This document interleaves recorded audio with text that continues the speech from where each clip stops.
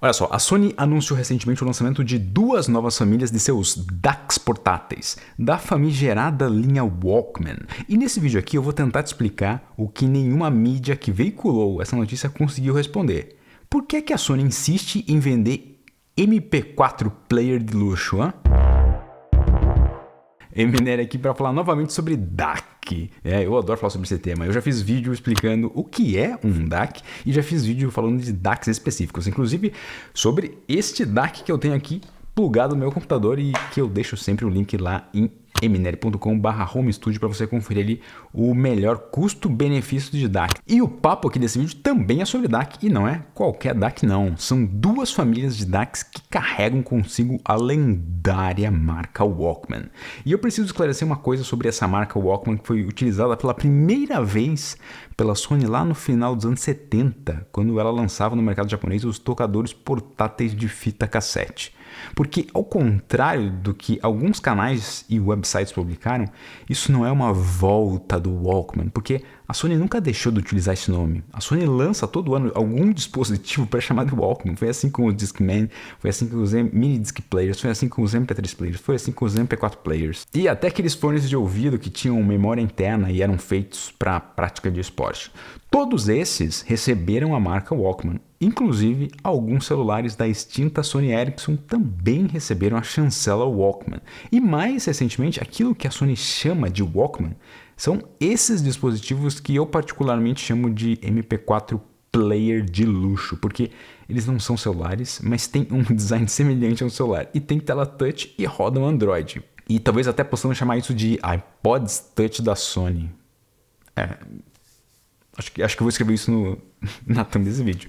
Fica mais fácil para entender o que são essas coisas. E de alguns anos para cá, alguns desses modelos de Walkman, eles têm recebido a função DAC USB, que na minha opinião é um dos grandes destaques desses dispositivos, pois basta você conectá-los à porta USB, instalar um driver no seu computador, que a Sony mesmo disponibiliza, e você vai ter ali no seu PC, no seu Mac, uma qualidade de áudio imensa com esses dispositivos. E antes que eu te explique os detalhes que fazem desses DACs algo realmente incrível, eu preciso dizer quais são esses modelos, já que a Sony adora essas sopas de letrinha, as versões NWA306 com 32 GB de memória interna e a NWA307 com 64 GB de memória fazem parte da família A300, com opções nas cores azul, preto e prata. E elas terão um custo de mais ou menos de uns $350 no lançamento. Já os modelos top de linha que ela está lançando são o NWZX706 com 32 GB de memória interna e o NWZX707 com 64 GB de memória interna. Ambos da família ZX700 com uma única opção de cor preta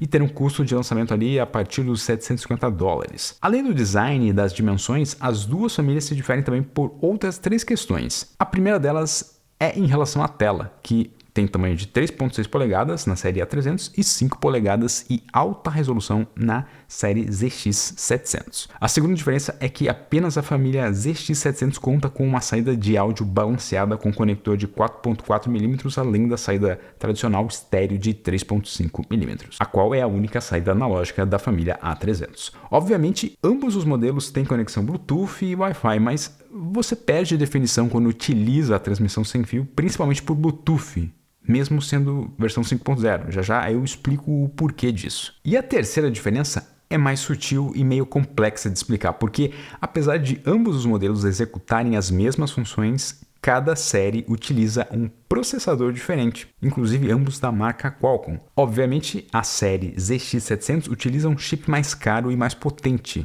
só que a Sony faz o contrário do que você está imaginando. Ao invés de fazê-lo rodar mais rápido, deixa ele mais lento porque ele é mais eficiente e com um clock menor tem o mesmo desempenho do chip menos potente. E com um clock menor, gera-se menos calor, menos ruídos digitais, que por consequência, tornarão o som da família ZX700 um pouquinho mais limpo. Achou isso exagero? Então saca só todos os outros pequenos exageros existentes dentro desses dispositivos. Foi incluído no projeto um grande capacitor recém-lançado no mercado, o qual conta com uma alta capacitância e uma baixíssima resistência e é feito de polímero sólido. Esse capacitor vai em paralelo com a bateria e serve para eliminar o mais pequenino ruído que possa haver na alimentação da bateria. Ele é capaz de fornecer instantaneamente grandes quantidades de energia e evita quedas repentinas de tensão. E segundo a própria Sony, isso contribui para que um som de volume muito baixo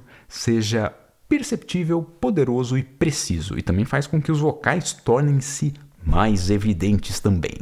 Não sou eu quem está ligando isso, é a própria Sony aí no texto do marketing dela. Quem sou eu aí para negar o que uma empresa dessas, né, que constrói equipamentos top de linha de áudio desde os anos 50, né? Tá dizendo aí. Então vamos seguir com as specs. Ainda sobre capacitores, a Sony mandou fabricar sob medida os capacitores FT Cap3, capacitores de polímero de alto padrão, que atuam como bypass na fonte de alimentação do bloco analógico de áudio, né? Porque tem dois blocos ali, né? A placa é dividida em uma ponta a parte analógica e na outra ponta o bloco digital, que é maior, né? A parte analógica é tem menos componentes. Enfim, seguindo. Com base em nosso know-how de desenvolvimento de equipamentos de áudio de ponta, notamos que eles ajudam a melhorar a resposta sônica e criam um som mais suave, com um espaço sonoro mais amplo, mais transparente e com graves mais firmes. Para te explicar o que eles disseram aí, eles especificaram um capacitor e mandaram fazer sob medida. Tipo, nenhuma outra empresa no mundo faz isso, porque sai muito caro. Nem a Apple faz isso. A Apple ela pode especificar um display, um sensor, um processador, que são coisas complexas. Mas capacitor, eles testam lá vários tipos de capacitor, né, que já tem disponível no mercado, escolhem o melhor e ligam para a fábrica, né, para negociar valor e reservar 1 bilhão de capacitores para montar iPhone. Mas a Sony não vende tanto Walkman assim, então a fábrica de capacitor possivelmente cobrou caro, né, da Sony por conta da quantidade pequena encomendada, né?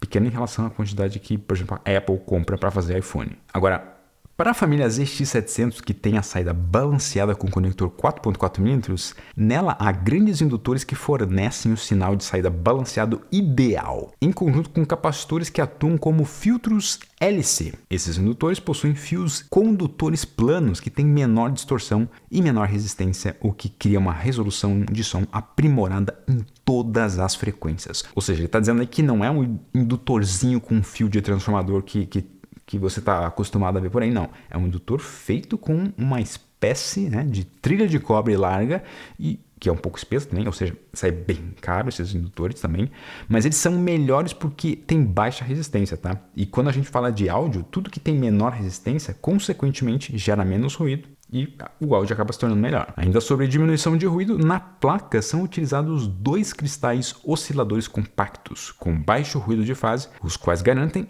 estabilidade de clock com precisão de múltiplos em taxas de amostragem de 44,1 kHz e 48 kHz, ou seja, não existe conversão de amostragem por software, tá? É tudo por hardware mesmo, com precisão máxima no clock. E a peça de eletrodo interna de cada um desses cristais é formada com deposição de vapor de ouro para características elétricas aprimoradas e separação instrumental aprimorada. Isso ajuda a remover ou reduzir resquícios de ruído para obter uma reprodução de um som mais claro e aberto. Olha aí, vapor de ouro, hein? Mas espera que tem ouro de fato dentro desses dispositivos. É uma quantidade ínfima, mas tem, como veremos logo a seguir. Aí nessa imagem você está vendo que a carcaça, né, de ambos os modelos é uma estrutura de alumínio que foi fresado, né, a partir de um bloco de alumínio.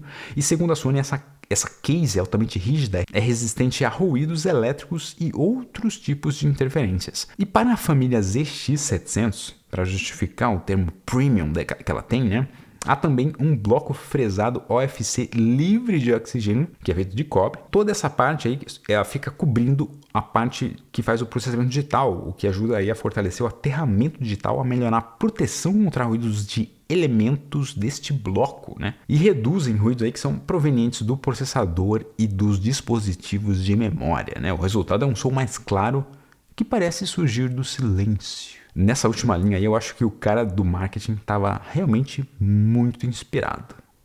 Minha voz surgindo do silêncio. E tem mais uma coisinha sobre esse bloquinho extra que tem na linha ZX700. Ele é todo feito de cobre, né? Mas ao que parece ele tem um acabamento com alguma deposição de ouro também. Porque existe um modelo de Walkman um pouquinho mais antigo, né? Que é bem parecido com a série ZX700, o qual tem o part number NWWM1ZM2. com 256 GB de memória interna e que tem toda a carcaça feita de cobre, com eletrodeposição de ouro. E por isso mesmo, esse modelo mais antigo aí do Walkman é o que custa mais caro atualmente, custando meio 4 vezes o valor do ZX700. Continuando a falar sobre ouro, a Sony emprega na montagem uma solda de alta qualidade que contém partículas de ouro, pois a condutividade excepcional do ouro garante uma perda de sinal absolutamente mínima. Para um som e vocais mais nítidos, uma solda premium sem chumbo e com uma pequena quantidade de ouro conecta o circuito da série NWZX700 à bateria. Últimas 3 considerações sobre as características físicas, do hardware dele. Existe um chip desenvolvido pela própria Sony que emprega a tecnologia de amplificador digital S-Master HX e é compatível com o formato Native DSD, o qual suporta a saída de alta potência balanceada. Esse chip também reduz a distorção e o ruído em uma ampla gama de frequências, obtendo um som rico e encorpado. A Sony realmente manda muito bem nessa parte também de fazer chips específicos, Se ela vendesse para outros fabricantes, já que ela fabrica esse chip só para os produtos dela, ela seria tão top quanto AKM e SS Tech. Então, uma pena que ela realmente só fabrica para si mesma esses chips, mas seriam chips realmente interessantes de ver sendo utilizados em por outros fabricantes que fazem equipamentos bem diferentes do que a Sony costuma fazer. Agora, com relação à placa do circuito impresso, nesses modelos é utilizado um material dielétrico com baixo perfil, o qual auxilia na melhoria da transmissão dos sinais de áudio. E para além disso, os orifícios de passagem, as vias da PCB, são preenchidas com cobre para reduzir ainda mais a impedância. O resultado é um amplo espaço de som com um som claro e brilhante. E o conector dos fones de ouvido, por algum motivo, eles tiveram que ficar numa placa separada e por isso mesmo foi utilizado um cabo de cobre livre de oxigênio, OFC, de baixa resistência nessa conexão entre o conector de fone de ouvido interno e a placa principal. Esse cabo ele oferece baixa distorção e melhor separação de canais. Só para explicar aqui, os cabos, que são livres de oxigênio, eles não oxidam com o tempo e por isso eles não ficam quebradiços, com o passar dos anos. Essa é a grande vantagem deles. E existe também um microfone, tipo MEMS, pequenininho, e um acelerômetro soldados ali diretamente à placa desses modelos. Só que a Sony não fez um marketing sobre eles, então ela só descreve que existe e ponto. Então eu acredito que seja para você utilizar com os aplicativos que necessitem desses sensores. Só lembrando que nenhum dos modelos possui câmera nem entrada para chip de celular, tá? Esses tipos de Walkmans, ele é muito forte no Japão, e só que ele não é tão forte fora do Japão. E é por isso mesmo que dificilmente você ouve falar sobre esses dispositivos. Esses dispositivos aqui eu acho que eles são realmente muito interessantes. Eu vou comentar mais das funções que eu acho interessante a partir de agora. No caso, eu estou comentando sobre esses dois modelos porque eu acho que ambos aí tem coisas interessantes nele e você aprende sobre DAC, sobre a eletrônica, dessa parte analógica, muito lendo essas coisas do marketing. Por mais que eles sejam um pouco exagerados, tem ali algumas coisinhas que são bem interessantes de você perceber por que é feito daquela forma. E uma coisa curiosa é que, segundo a Sony, na descrição, é possível você até transferir suas músicas do iTunes da Apple para esses dispositivos com a utilização do app Android File Transfer. Mas claro, como esses dispositivos rodam Android 12, você também pode usar qualquer app de streaming de música para ouvir suas músicas prediletas. E talvez você deva estar pensando, streaming de música com um dispositivo com tanta definição de áudio assim faz algum sentido? Segundo a Sony, faz, já que ambos os modelos contam com a tecnologia DSEE Ultimate, que foi atualizada para melhorar a qualidade de streaming de música, seja ela transmitida por Wi-Fi ou baixada. E para arquivos de áudio com uma mínima qualidade, fica ainda melhor com a tecnologia DSEE Ultimate, que utiliza o Edge AI, AI para aprimorar arquivos de música digital compactados. O algoritmo evoluído agora oferece benefícios ainda maiores para codec de áudio sem perdas com qualidade de CD. 16 bits, 44,1, 48 kHz, restaurando as sutilezas acústicas e a faixa dinâmica. Ele oferece uma experiência de audição mais rica e completa. Se eu entendi direito essa função aí, tá querendo dizer, sabe aquelas músicas que você ripou daquele teu CD? Manda aí que eu consigo restaurar detalhes com inteligência artificial. E agora vem outra explicação da Sony que eu tenho algumas dúvidas, mas eu acho que tem a ver com MQA, porque a Sony não esclarece muito bem isso, só diz que o dispositivo tem MQA, mas não diz exatamente onde ele é utilizado. Ela fala sobre a tecnologia de remasterização DSD, no qual o áudio PCM é remostrado em um fluxo de áudio de 1 bit de frequência ultra alta DSD Direct Stream Digital de 11,2 MHz. O fluxo de bit único entregue ao DAC tem um caráter muito mais próximo do analógico, oferecendo ainda mais maneiras de curtir sua música. MQA é uma tecnologia que precisa estar contida no arquivo da música ou no serviço de stream para funcionar, tá? Basicamente, o hardware ele consegue refazer perfeitamente a música tal qual ela foi masterizada digitalmente ou remasterizada digitalmente. Óbvio que, né, que em termos elétricos e não em termos acústicos, porque em termos acústicos depende do que você está utilizando para tocar essa música, né? Você pode estar ouvindo, por exemplo, com fones Bluetooth e fica impossível para o dispositivo detectar o sinal que realmente está sendo convertido em analógico pelo seu fone Bluetooth. E o maior problema do Bluetooth é que ele ainda tem uma largura de banda muito estreita para áudio de alta definição. Atualmente, o limite de qualidade de áudio para Bluetooth é 48 kHz com apenas 16 bits, ou seja, é só um pouquinho melhor que CD e não é perceptível essa melhoria. Parece que você está ouvindo só um áudio de CD mesmo. Isso quando você tem a sorte de não estar tendo distorções por conta de, sei lá, carros em movimento próximo ou movimentos que fazem com que a transmissão Bluetooth oscile, né? O próximo de outros tantos dispositivos Bluetooth que fazem com que a oscilação ali das conexões também façam oscilar a qualidade do áudio. Então é muito complexo a transmissão Bluetooth para você ter qualidade. E a gente está falando aqui de um dispositivo, né, desses Walkmans da Sony, que tem 32 bits de resolução, aí a taxa de amostragem aí de 1 MHz para cima, né, e gera um som extremamente mais detalhado do que um áudio de 16 bits. E agora eu vou falar das tecnologias que estão nesses dispositivos que me parecem assim, muito interessantes. E não, eu não estou falando do papel de parede / protetor de tela no estilo fita cassete, que exibe uma fita cassete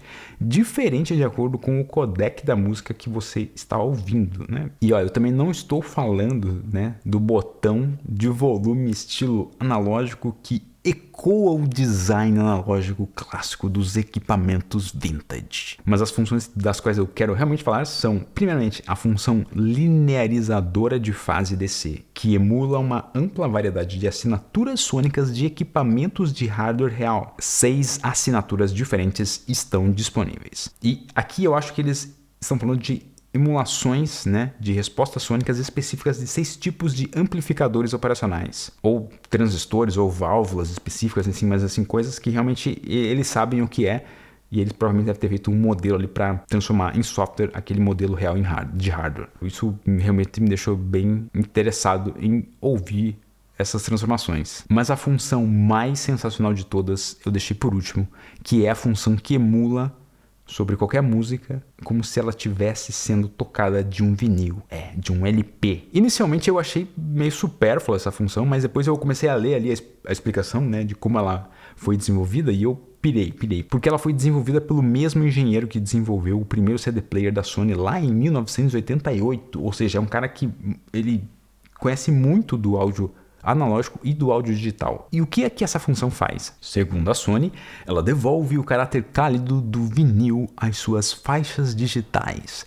Aproveite a reprodução sutil da ressonância de baixa frequência, resistência do braço da agulha e o ruído de superfície para proporcionar uma experiência de audição autêntica. E dessas 3 características, aquela que realmente parece importar mais ali é a questão da ressonância em baixa frequência, porque como eu mencionei naquele vídeo sobre equalizador dinâmico, tá aqui no link, ressonância na acústica é sempre ruim e precisa ser removida. Mas aqui o cara explica em detalhes que essa ressonância em questão é uma que ocorre apenas com o prato do vinil, né, por conta de algumas frequências emitidas pela caixa de som do tocador. E ela é, na verdade, benéfica no sentido de melhorar a experiência de ouvir a música. Em resumo, na minha opinião, a Sony vende esses iPods Touch dela uma questão de desenvolver tecnologia mesmo, né? Não seria possível ela conseguir fazer, por exemplo, essa coisa de fazer uma emulação do vinil com tanta propriedade, com tanta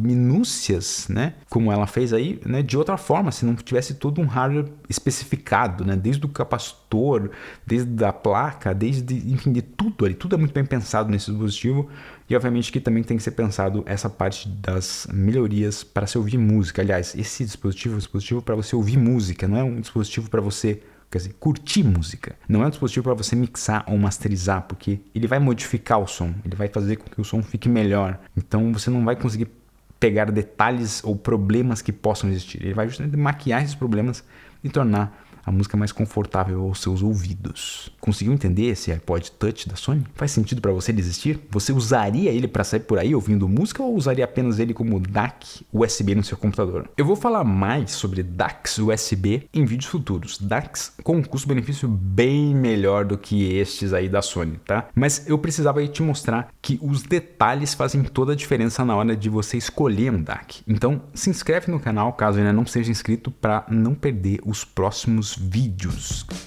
Curtiu? Curtiu mesmo?